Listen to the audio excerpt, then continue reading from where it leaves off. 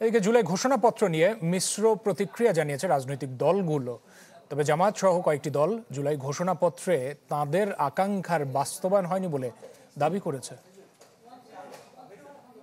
জাতির পক্ষ থেকে দাবি ছিল যে তাদেরকে বিভিন্ন উপাধিতে ভূষিত করার জন্য মুক্তিযুদ্ধ যেরকম হয়েছে, তাদেরকে ভাতার ঘোষণা ছিল, রাষ্ট্রীয় পৃষ্ঠপোষকতার কথা বলা ছিল, এই কিছুই এখানে স্পষ্টভাবে উল্লেখ হয় না।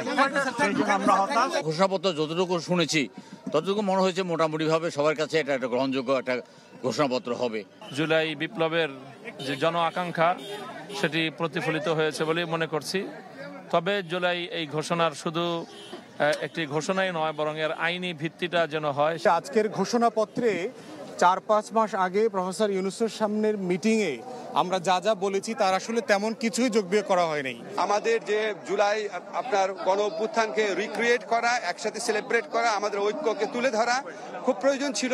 আমাদের রাষ্ট্র আগামীতে কোন লক্ষ্যে ধাবিত হতে চায়, আমাদের তরুণ সমাজের স্বপ্ন কি, আকাঙ্ক্ষা কি, গণ অভ্যুত্থানের আকাঙ্ক্ষা কি, সবকিছুই আমরা এখানে খুব সুন্দরভাবে ফুটে তুলে ধরতে পেরেছি।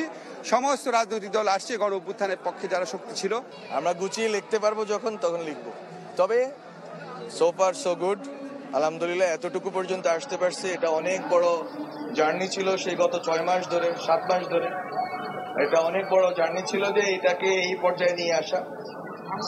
বিভিন্ন সময় নানা রকম শঙ্কা চড়াই উত্তরায়ের মধ্য দিয়ে আসলে আজকের এই